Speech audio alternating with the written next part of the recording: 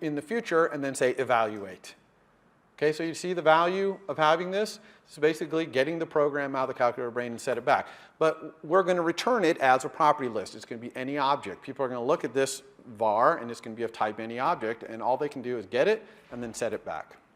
Okay, so what would that look like? Let's go over here to our calculator. So I've gone much bigger font here. Hopefully everybody's this big enough. Yeah? Okay. All right, so this is a calculator as I last left it. It doesn't have your enhancements to it for the variables. And I'm just going to add a var here, a public var, okay, called program. And it's going to be type any object. But I'm going to put a comment here that says guaranteed to be a property list, so that callers know that this is a property list. So for example, they could put it into NS user defaults, or they could write it out to disk. I haven't taught you how to write out to disk, but you can do it. So they could do that with it because they know it's a property list. Okay, so this is going to be a computed property. Okay, so we're going to have a get and a set. And when the get, we're just going to get some sort of property list representation of our internal data structure. And when you set, we're going to take that property list and turn it back into our private representation. So the get, how are we going to represent ourselves as a property list? Because this is really our internal data structure here. It's an array of op. Op is an enum. Clearly, enums are not NS dates or NS strings or NS arrays, so we can't just return this thing, okay, because that's not a property list. So we need to return some sort of property list, and I'm going to return an array of strings. And the string is either going to be the symbol of an op, in which case I'll look it up in known ops, or the string will be a numeric representation of the string, of their operand rather, right? The double turned into a string, which I happen to have a var that does exactly that. Okay, this turns an enum op into a string. And I know how to turn it back because I know how to use a number formatter to turn the string of an operand back into a double. And obviously I know how to look up binary and unary operations in our known ops. Okay, so we could say something along these lines. You know, our get, I'm going to show you a much better get in a second, but one way we could do our get is we could just say, we could make a return value that is going to be an array of string. Okay, in fact, let's just create an empty array of string here. And then we could just go through our ops in our op stack here. And for each op, we could just say return value, append an ops description onto the end of it. And then we could return value, right? Makes sense. I just turned my internal data structure into a property list because this is a property list. And notice I can return this through any object because arrays are bridged to NS array, which happens to be an object. Okay, but this is an awful lot of code for this. We can actually do this in one line of code. Okay, so if you paid attention in my last lecture, you remember that I told you about this function called map. And I can actually just return my op stack mapped so that each element's description is returned. So I don't need any of this. Okay? So everyone understand this line of code right here? This is just a little closure that gets the opportunity to convert every single thing inside op stack, which is an op, these are ops, into a string. And it takes this string and maps them all and returns a new array. Okay? So when you start getting familiar with Swift and what it can do, you'll start realizing a lot of things that take 5 or 6 lines of code, you can just do them in one. Okay, but it does take some experience. So now let's talk about it going the other way. So now we have, someone gives us back our program. We want to load our op stack back up. Well, the first thing we want to make sure is that the thing that they're giving us back is an array of these symbols. Because they could just give me junk, because it's any object, they could set it to anything. So I want to make sure that's what it is. So I'm going to do, I'm going to let op symbols equal new value, right? New value, remember we are in the setter here. So new value is the new value, which is an any object, as an array of string, because that's what it has to be. If this thing that they passed in is not an array of string, I don't know what to do with it. So really here what I want to do is if let as question mark, because they could pass me anything. And so here I'm using the as to make sure this any object they pass me is actually an array of strings. Okay? If it is, now I can convert back. So I'm going to create something called my new op stack, which is just going to be an array of ops.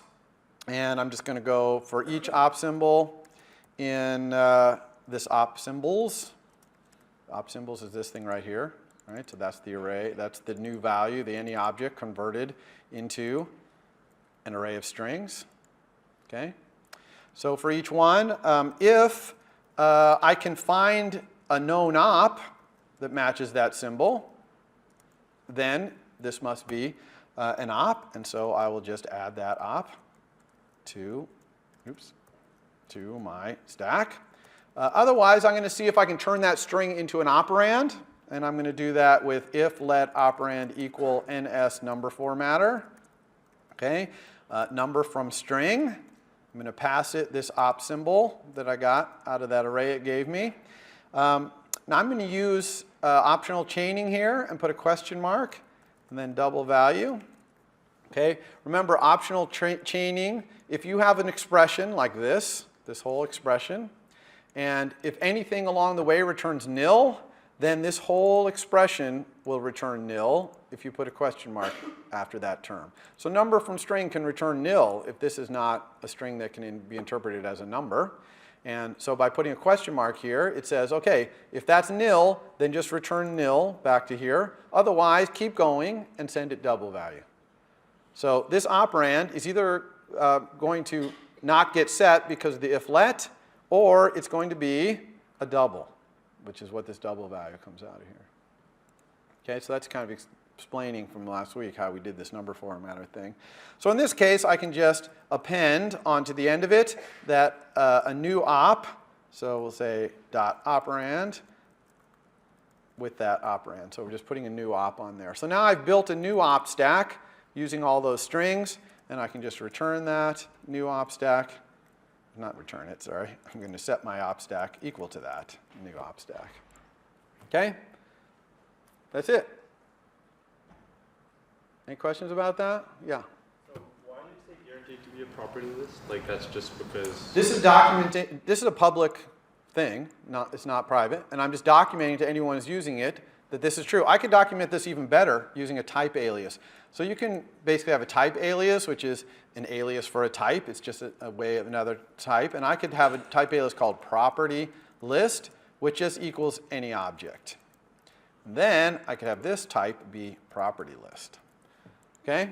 So I just created property list as an alias for any object. So someone looking at this is going to go, whoa, what the heck is property list? And then they're going to look at this type alias and say, oh, that's any object. But they're really going to understand that I'm returning a property list here.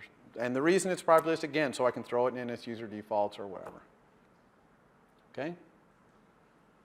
But otherwise, it's only good, the only thing it's good for is giving it back to me to reset my program in the future. That's all this thing is good for. Now, you're going to want to add this to your assignment for assignment 3. Okay? So, all right, back to slides. I don't have time to really run this, unfortunately, due to test code because we are schedule constrained here. So let's go back to here. Continue. All right, so now let's talk about new thing here, which is views. Okay, totally new topic. A view, that is to say, a subclass of the class UI view in iOS, represents a rectangular area on the screen that defines a coordinate space to draw in and also to handle touch events. Okay, that's what a view is. And you are going to learn today how to make your own views. The views are hierarchical, so views are within views are within views. Any view only has one super view, right? It's only contained directly in one view, but it can have any number of subviews. So in our calculator, we had a top-level view, which I'm going to talk about in a moment, and then we had a lot of subviews. All the buttons, the labels, those are all UI view subclasses. Okay? And so we made a whole bunch of subviews in that view. But we can go even deeper. It's hierarchical, multi-layer. We can go as deep as we want. You can see the two properties there for getting your super view. Notice it returns a optional. That's because you can have a view that's not currently on screen. It's not currently in a view hierarchy, of course, so that could be nil. Your subviews, I show array of UI view there. Actually, the subviews property is an array of any object, again for historical reasons, but there will always be UI views in there. So don't even worry about that. Okay? And usually in this class on the slides, if something's an array of any object, if there's going to be a certain kind of thing in there, I'll say array of the certain kind of thing. But when you write your code, then obviously you might see, oh, that's array of any object. And that's, again, the bridging will work here automatically, so no worries there. UI window, there is a thing called a UI window. It's a subclass UI view, but it has no meaning really in iOS. There is a UI window. It's at the very, very, very top of each device screen, but you never send it any messages really. You don't interact with it. It's all about views. Okay? On a desktop, windows matter, but on iOS, it's all about views. Okay? So don't worry about UI window. This hierarchy of views, subviews and superviews, is created usually graphically. You drag things out in your storyboard, and you can drag views inside other views to create your hierarchy. But you can do it in code as well. It's pretty rare to do it in code, but you can. There's two methods here, add subview and remove from superview. Add subview is sent to the prospective superview, in other words, to the place you want to add this view into. And remove from superview is sent to the view that you want to remove. So these are sent to different people, okay? Remove from superview means remove yourself from your superview. All right, so where does the view hierarchy start? Where's kind of the root, the top level of this view hierarchy? And the answer is very simple, but for some reason students have a very difficult time understanding this one. There is a property in your UI view controller called view, and it is the top level view in the scene in the storyboard. Right? So you have this storyboard, you've got your scene that we've seen, like your calculator one. The top level one, the place where you're going to add your top level views, is called view in your view controller. It's just a property in your view controller. So it really couldn't be simpler.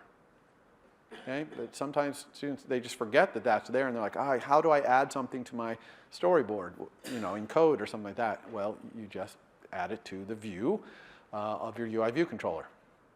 Okay? So let's talk about initializing a view.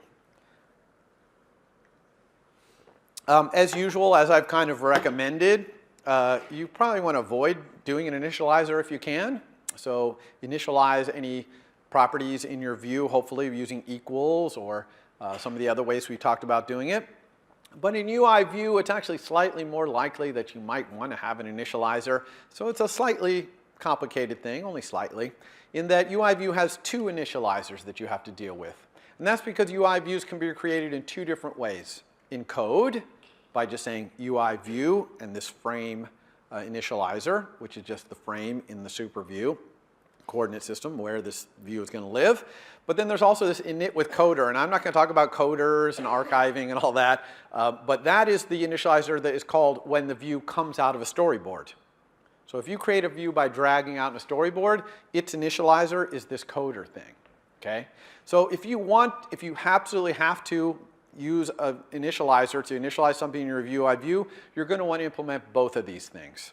And I recommend this kind of format here, where you override init with frame there. That is a designated initializer in UI view. And then there's actually a required initializer, which is the decoder one. So if you implement the init with frame, you have to implement the coder ones required. Because then as soon as you implement the init with frame, you'll no longer inherit all of your designated initializers. You won't inherit the init with the coder. So basically implement them both and then just factor out your initialization code into some setup method or something and call that. Okay? So that's only if you absolutely have to have an initializer. All right, there's another alternative to initializing, which is if you can wait until the initialization is finished, but you want something really early in the view's life, you can implement this method awake from nib. But that only works for views that come out of a storyboard. Okay? Awake from nib means I just awoke from coming out of a storyboard, so now you can initialize me. So it's a little bit limited because it only is good for views that come out of a storyboard, but it is an alternative. Now, okay, so that's all I want to say about that, actually. All right, so let's go on to how do we draw and handle events in this rectangular area. Well, we need a coordinate system to work in. So there's some data structures I'm going to show you real quick to get us started here that we're going to use when we're drawing and handling events. First of all coordinates are going to be CG floats.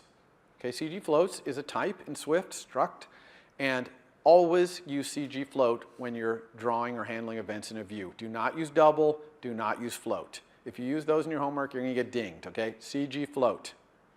Now, doubles and floats can be converted to a CG float using the initializer. CG float has initializers for floats and doubles that you can pass and turn it into a float. But you always want things to be CG floats when you're working in the coordinate system, okay? Now, there's a couple other structs that are important here. One is CG point.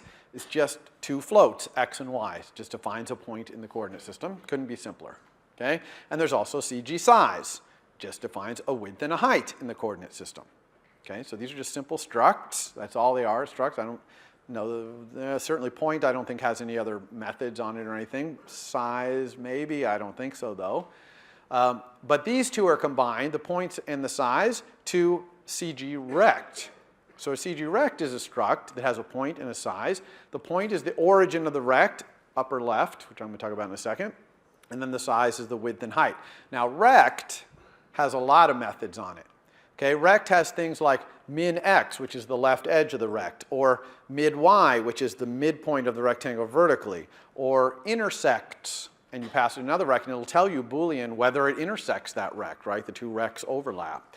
Or intersect, which says take this other rect and create a smaller rectangle, which is the intersection of those two rects. Or contains point, okay? Where you pass it a point, and it'll tell you whether it contains that point. So rect, it's a struct, but it has a lot of cool methods in there. There's a whole bunch more. You can just type a rect type and then a dot, and let Xcode show you all the cool methods it has, okay?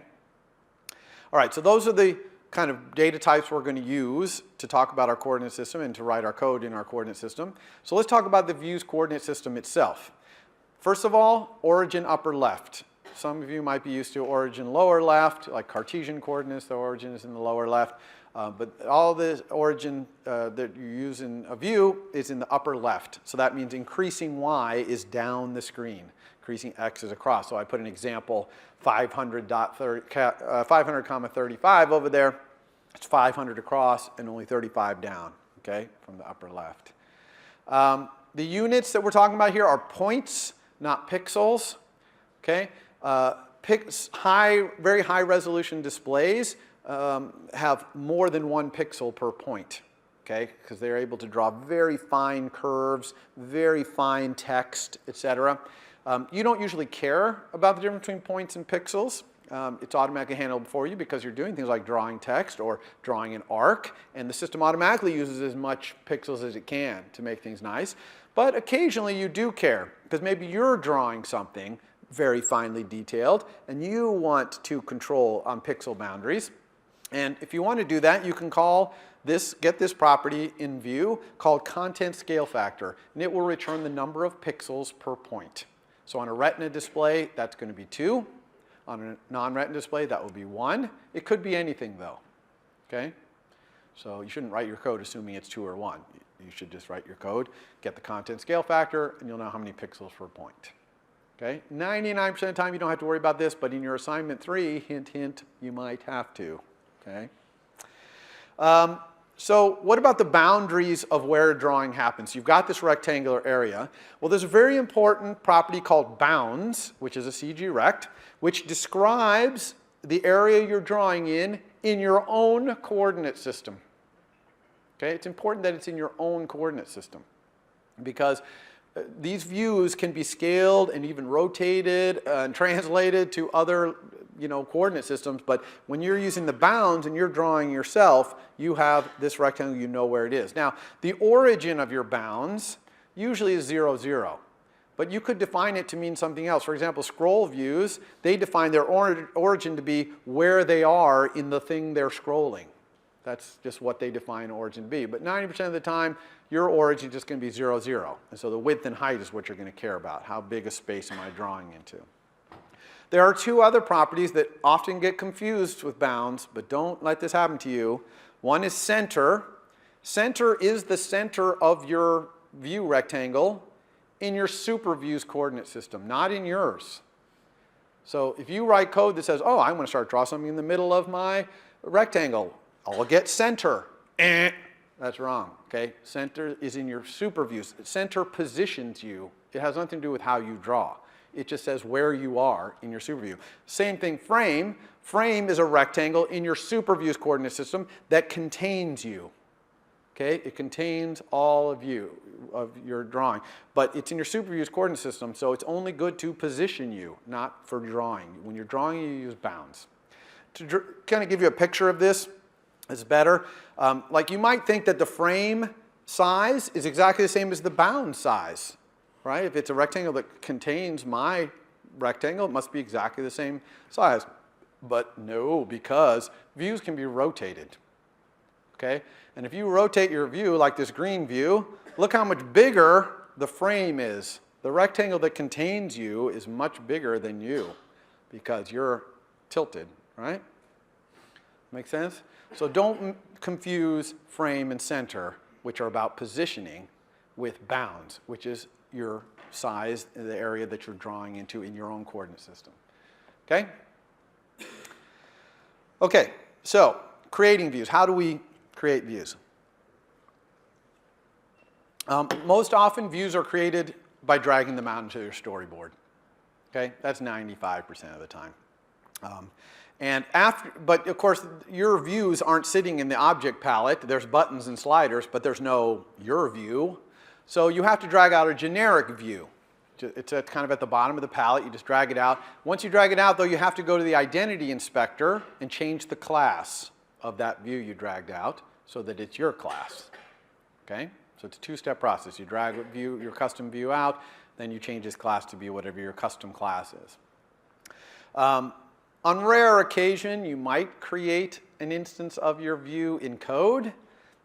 Probably never in this class, maybe in your final project, I doubt it. You just do that using UI views frame initializer, right? So you just say view equals UI view frame.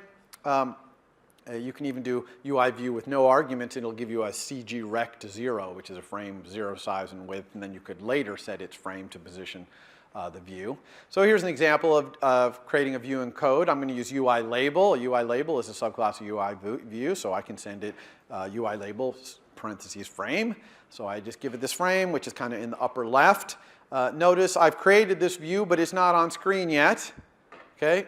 Assuming this code here is in a view controller, I could then say view.addSubview, because remember, view is a property in my view controller, which is that top level view. And I can say add subview of the label, and boom, it'll appear on screen. Okay, at 2020, width 100, height 50. Okay?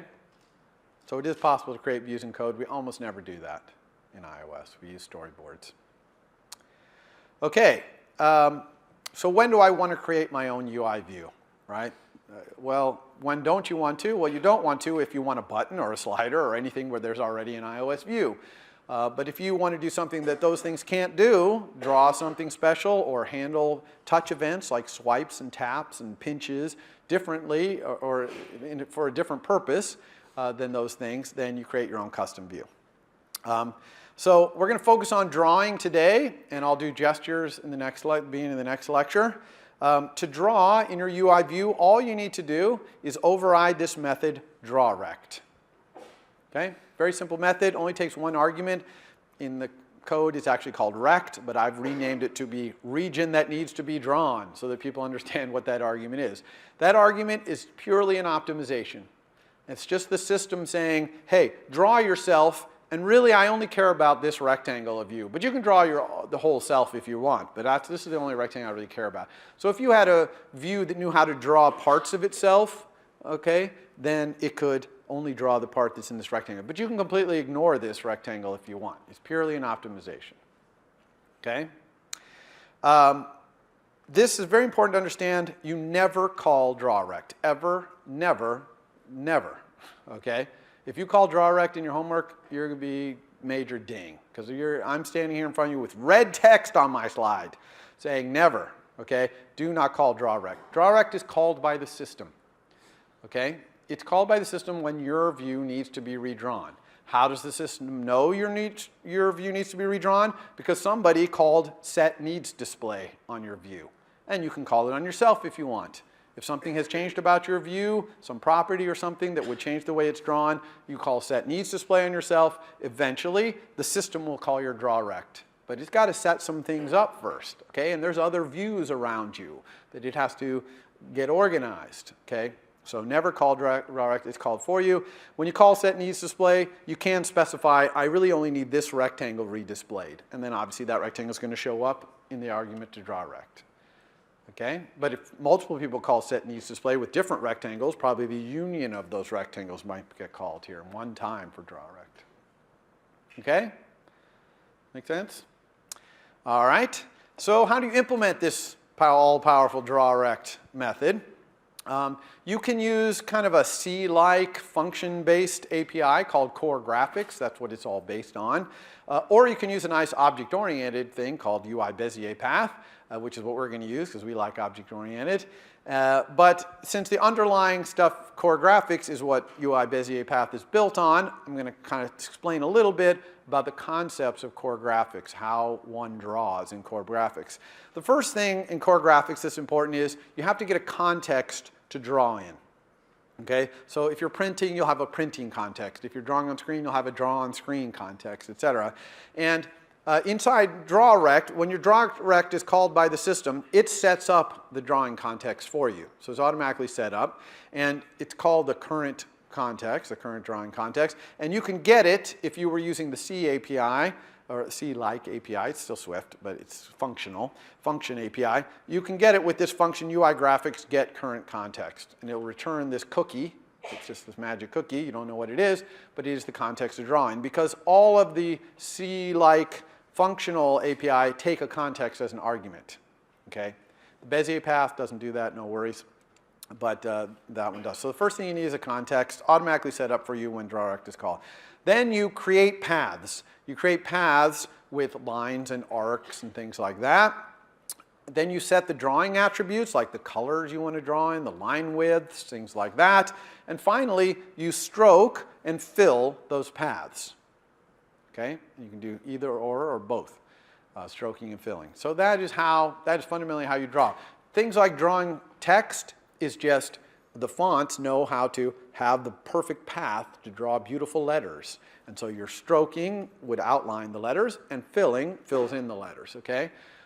So even drawing text is just stroking and filling paths, okay? Now UI Bezier path, this object-oriented thing on top, it always draws in the current context. You don't have to worry about context. It has methods to do things like line 2, arc 2 to build the path. It also has methods for setting a lot of these attributes like line width and things like that. And it has methods to stroke and fill. So it combines all those core graphics things into one class. So let's take a look at UI Bezier path and how we would use it to draw a triangle, let's say. So first we create the path, so we just say UI Bezier path. There are other initializers for UI Bezier path, but you can also just create an empty path, and then you can start moving around. So here I'm going to assume this screen is 160 points wide by 250 wide, and I'm going to draw this triangle here. So I'm going to move to 80, which is halfway across, and 50, which is a little bit down. And then I'm going to add a line down to 140, 150. Then I'm going to add another line over to 10, 150. Then I'm going to close this path. Okay? So that's it. That's how you can make a triangle. Now, I'm kind of lying to you a little bit because as you execute these, nothing is appearing on screen. The screen will be blank. Okay? I was only showing them so you can understand what I was doing there with the lines. So it would be blank. To make it appear, you have to stroke or fill. So let's set the attributes we want. So I'm going to set the color for filling to be green and the color for stroking to be red. Okay, now notice that I set those with methods on UI color, not with methods on the Bezier path. Okay, that's a little interesting, but that's the way that works.